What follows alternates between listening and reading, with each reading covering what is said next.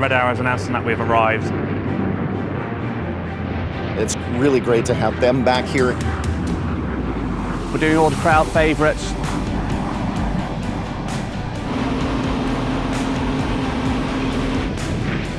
What a great team to work with. It's one of the best things I've ever done in my career. A couple of surprises in there.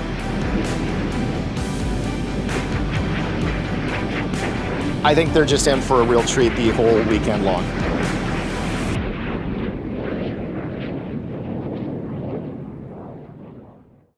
For having the Red Arrows here for the first time is really exciting. You kind of got an inkling that they were going to come to Canada, there was going to be a tour. This year being the RCF centennial, so we're celebrating 100 years of the RCAF. It's awesome. Now, to help us celebrate the 100th anniversary, the Royal Air Force has brought over their national display team known as the Red Arrows. And so we're really looking forward to seeing the British here with their display and joining us in celebrating the RCAF. As a matter of fact, the Red Arrows are celebrating their 60th season, and the airplane that they're flying is the 50th anniversary of that jet. Being able to bring something like that to London is really exciting, and I'm excited to see the crowd's reaction. It's wonderful for His Majesty's government to send the Red Arrows here to help us celebrate the 100th anniversary of the Royal Canadian Air Force. That's a big deal. So it's a process that started about 12 months ago, really, to start planning all the support assets. The Reds is only a single-engine aircraft, and it's got a range of about an hour and 45 minutes. So the trail for this is the absolute maximum range the aircraft can go, and there's no diversion as well. So it took us 5 legs to get to our first location in Nova Scotia. So we went from England up to the northern tip of Scotland, then into Iceland, then through to Greenland. We had a bit of a delay there, but then we moved into Goose Bay in Labrador before finally arriving in Nova Scotia. A couple miles of runway can take you anywhere in the world. We've been holding our breath. The logistics to get here, the distance they've had to come, the bits and pieces to make this happen. We're relieved to see them here and so excited to see them flying. So absolutely, I think there's definitely a sense of relief, particularly on some of the legs. It's really the absolute max range, and it requires weather at both ends and the wind to be in the right direction. So those 3 factors coming together with a successful arrival of 12 aircraft was really a massive achievement for everyone, and I think everyone was quite pleased it just went safely and quite smoothly. What's really cool is the route the Red Arrows took to get here is actually the same route US and Canadian warplanes took to support Europe during World War II in the 1940s. It's a privilege to really do that and kind of step in, follow the footsteps of legends, really.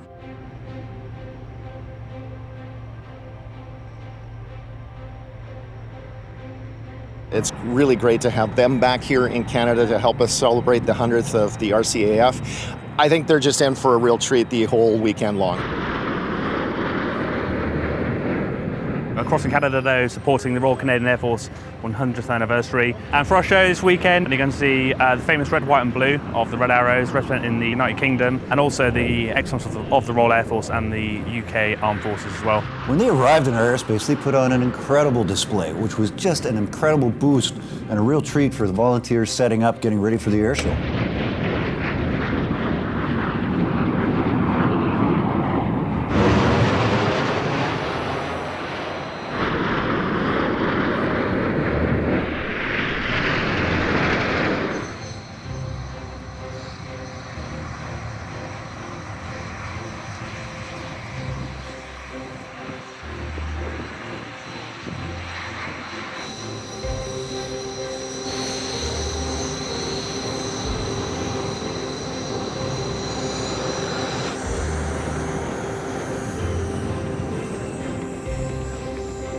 When they pulled up and taxied in, they got everybody pumped. It was fun watching Hook. He could barely wait to roll out the red carpet for them. We were buzzing. It was such a rush to welcome the Red Arrow pilots to our air show, and it was so cool to do it right on our runway. You could see how excited they were to be here and how excited we were to meet them. This year we're in Canada for the tour, which has been really exciting. Everybody's been bigging up the air show, so I'm really looking forward to seeing what it's all about. Well, the main thing is we want to experience, obviously, meeting the crowds, putting on a great show for you here in London. So to be able to do that and sort of see these places is fantastic. It's a real unique opportunity that not many people get. For us, such a great opportunity. Take the hook, take the hook. Here we go.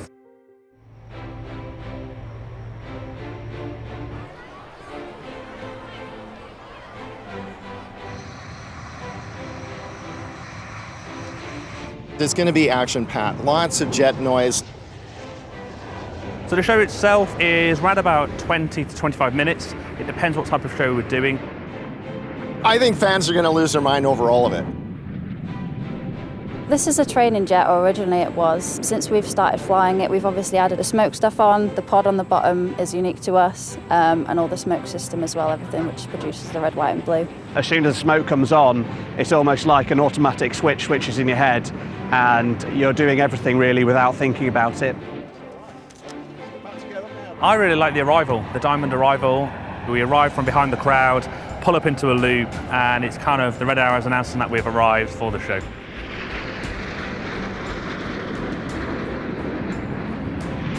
I'm on the right-hand side of the diamond, our trademark Diamond 9, and I'm smoking blue. The show itself, really good fun, lots of dynamic manoeuvres. The first half tends to be our big shapes within the formation of 9 aircraft.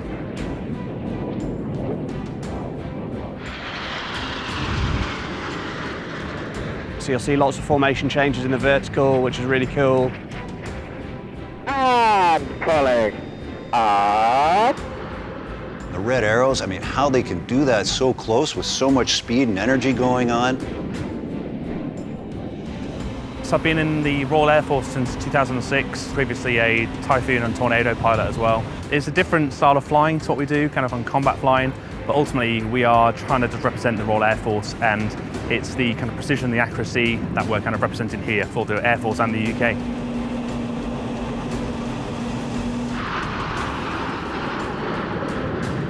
And in the second half, we break it down into 2 sections and have high-speed passes and more dynamic manoeuvres as well.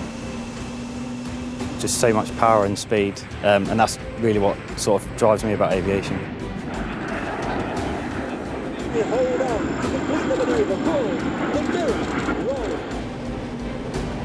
I love the Red Arrows.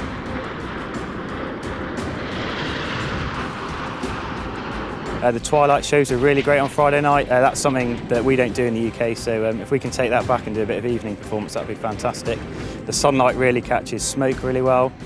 What a way to get the show started. The Red Arrows made a huge impression on us and the whole crowd. The Red Arrows fly an aircraft called the BAE Systems Hawk Mark T1. So it's originally a training aircraft, so you'll see it's got 2 seats. That's so that the instructor can sit in the back and the trainee can sit in the front. We don't use it for that purpose. So the unique things about actually that we've done to the aircraft is converted the back cockpit with a modification that stops the master controls in the back overriding what the pilot's doing in the front. There's interesting features like the footsteps on the side, so you see them pop down at the moment. So this enables the pilot and the rear crew to be able to access the cockpit without any sort of support or ladders. So a lot larger aircraft have the problem of how you get in the aircraft without that. This just means we can land anywhere in the world, jump out, service, jump back in, and that's great. Avionics wise, there's a panel in here. That's about as complex as the aircraft gets in terms of electronics. Most of it's 50 years old. The Hawk's 50 years old this year as well. We haven't really done a lot in terms of the way of modification. So what you see in here is pretty much as much as you get in terms of avionics. So this is where all the processing happens really. It takes all the information and just puts it into the instruments in the cockpit, all of which are analog other than the global positioning system. The aircraft has 2 intakes, one on each side, but it's only a single engine, so that just enables us to get an equal flow on both sides. Down the wing, so it's very traditionally designed in terms of the way it works as an aircraft. So it's got a main plane and a tail plane at the back. What that does is it means it's really great for formation aerobatics. Other interesting features that people ask about a lot are what these tow drones are on the front. So essentially that's a stall inducer. So what it does is it just, if you reach too high an angle of attack, it creates a turbulent wake over the top. The aircraft starts buffeting and it means the pilot knows he's going to stall before he actually does. We've also got vortex inducers here and a wing fence here. What these two do, so this creates a turbulent wake over the wing, which means that the flow just sticks to it a lot better. It gives you a lot better control in the air. Wing fence separates the flow between the main aircraft surface for lift and the outside surface for control. So the ailerons on the outside, that's how we get the roll on the aircraft as well. Special for this year is the 60th Diamond Season artwork. So we've got decal on the side and also on the tail as well. It's quite a simple design, but I think it looks really nice, particularly effective when you're just looking down the line of sort of all the aircraft parked in a row. Great, I think it just adds like a little extra edge to the design of the aircraft as well, so it's really nice to have that on there this year. Putting dye in the aircraft, that's totally different to most airplanes. We have a dye team every year. They come in after every wave when the jets have landed and fill it up with dye. Smoke pod's one of the things that's unique about the Red Arrows jet. So it's on there, it's a converted fuel tank. What it does, it has 3 sections. So we've got 1 minute of blue smoke, 1 minute of red smoke, and then 5 minutes of white smoke in the middle. What that does is it's fed up through a series of pipes inside the fuselage, which then come round here to these 3 injection pipes. All 3 colours come out of all 3 pipes. What that does for us is it gives us a really deep concentration of colour. The diesel then gets vaporised, gives us our sort of famous smoke. Another little trick of the trade that we use as well is to put the air brake out. So by putting the air brake down when we're flying in a formation and smoking, it creates a massive turbulent wake down the back of the aircraft. What that does is it means we've got a really vibrant plume that's quite large with triple the concentration of other teams. And I think that's why our smoke looks so great.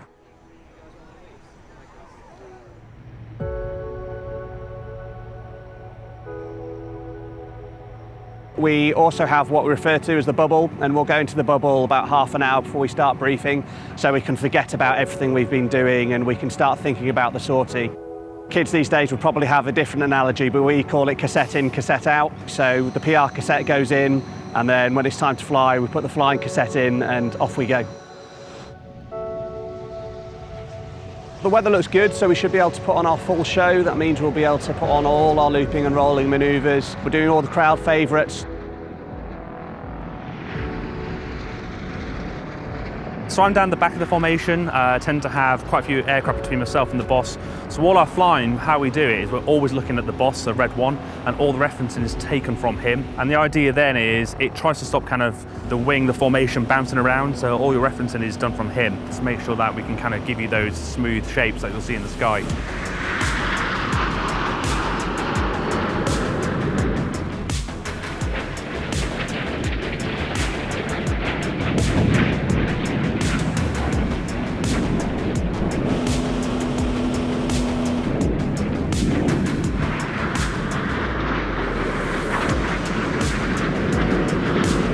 And of course the synchro pair will be doing the heart beard by number 8, so they're all the fan favourites out there.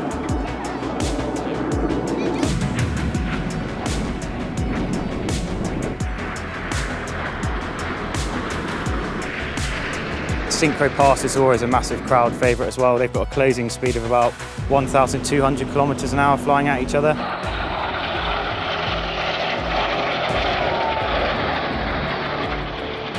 So that's pretty dynamic stuff and always gets me a little bit nervous.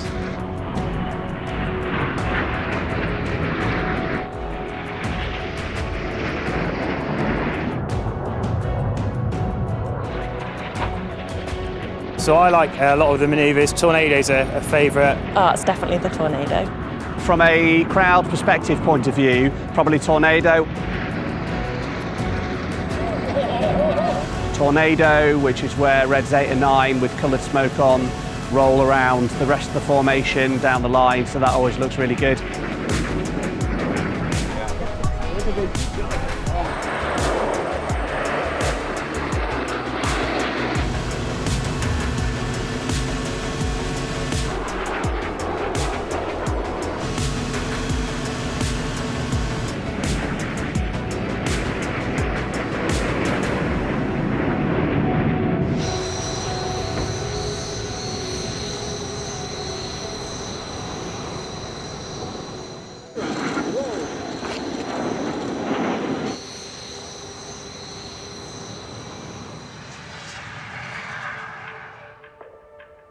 So whenever we come away, we try to plan as best we can, even though we don't know what's going to go wrong. So we do bring a certain amount of spare parts with us and components and stuff, just so we can kind of get ahead of the game. Say on the line you'd come in, you'd service the jets. Mechs have a lot to do on this aircraft. It's obviously very old, so it's mech heavy. We work on pretty much anything, the airframe, hydraulic systems, fuels, engines, pretty much anything. So it kind of just depends what comes up day to day, like faults and stuff, so it keeps you on your toes.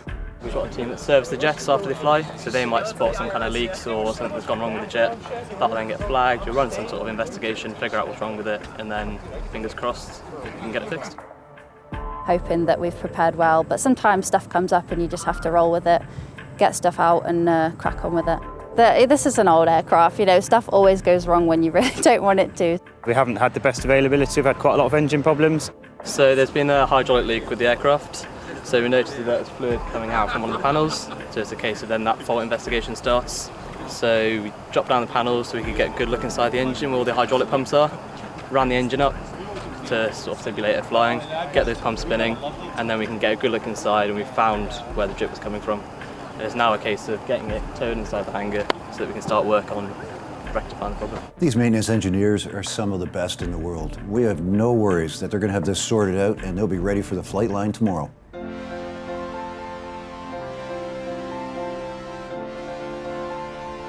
Part of the job we do a lot of PR as well, so you get to talk to the public and interact with them, and they absolutely love it.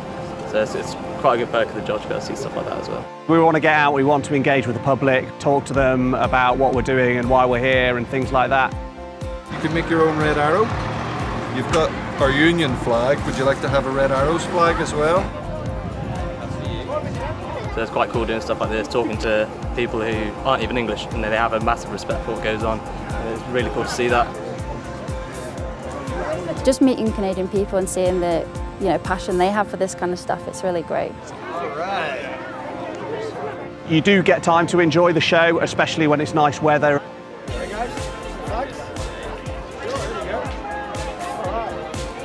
It's so cool to have all these visiting crews here and to be able to meet and hear about what they do. It's been absolutely fantastic. I mean, we've been welcomed with open arms and everyone in Canada has been really great. This is our special Diamond 60th anniversary. Okay. So we have special badges just for this year, so it's limited edition, never to be repeated. And there's a brochure which shows you all the moves during the display, so you can look out for the really cool moves with the red, white and blue smoke.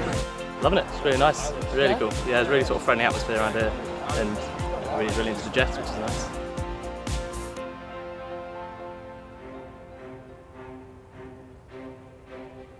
I was a fast jet pilot before, flying Typhoon and Tornado, and for me, the Red Arrows kind of represented the pinnacle of fast jet flying in the Royal Air Force. I flew the Tornado GL4 in operations in Afghanistan and Iraq, Syria, over 100 operational missions during my time on the front line, before I went to become an instructor at RAF Alley, where we teach all our new fast jet pilots all the skills that are required to join the front lines. Yeah, I've seen both sides of the coin, which has been excellent.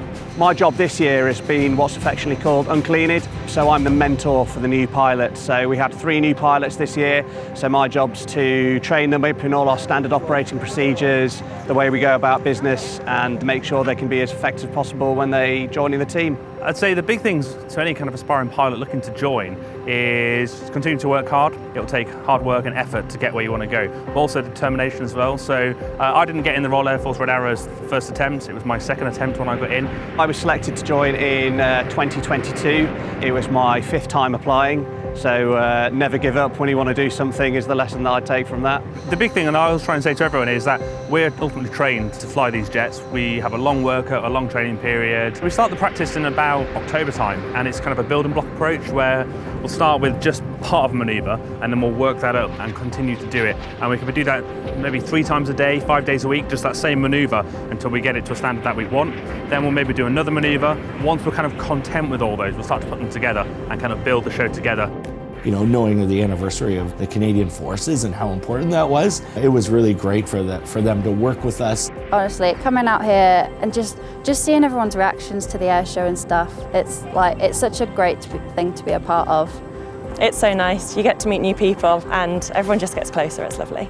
Quite cool. It's sort of, you need to try and constantly remind yourself not to take it for granted. For us to display, it doesn't take just us getting in the aeroplanes and flying. It takes a supreme amount of hard work from the guys and girls that you see in blue here. It's absolutely falls to every single person. I'm incredibly lucky, the fact that everybody in the Red Arrows is really motivated about their job.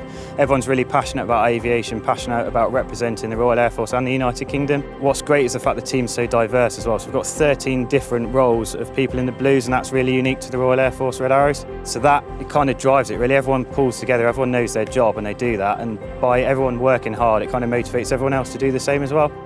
These kind of opportunities don't come up that often in the RAF. It's just been great to be a part of. You know, the Red Arrows were spectacular to work with. You know, they really want to ensure that the show has great success.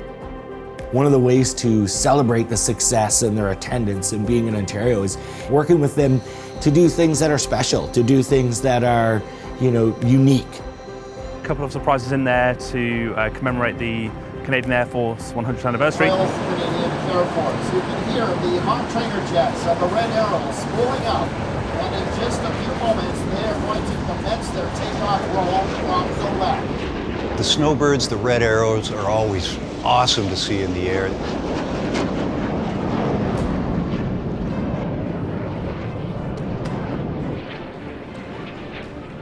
You'll see kids or families, standing on the trunk of the car and they're watching the show. That's very cool to see that.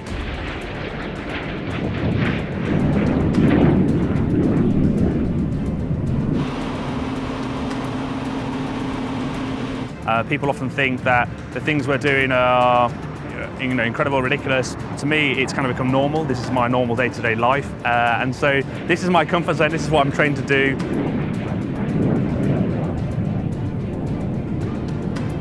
They're very supportive of the effort to make sure that all Canadians are aware of the celebration of 100 years. It's really important.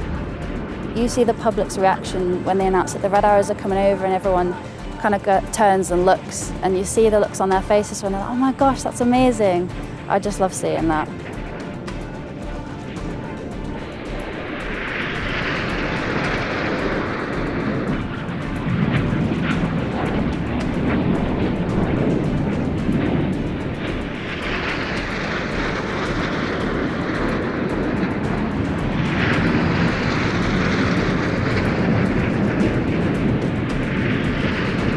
We really did a great job of ensuring that the Canadians got a great look at them.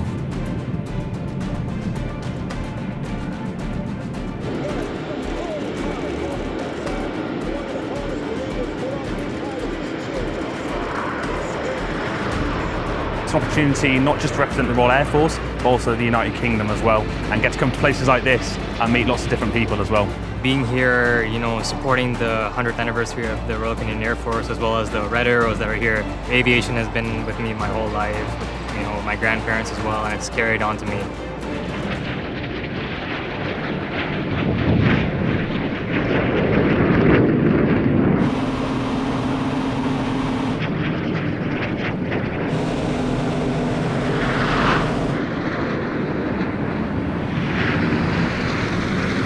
Wow, and they saved the best surprise right till the very end. We were lucky enough this year to have the Red Arrows perform with the CF-18 and do an amazing fly past that honored our CAF 100. And in just a moment or two, they will join up in formation with Tango in the CF-18 Hornet. Yeah, the combination of the two, I think, just made sense. They came all the way over here.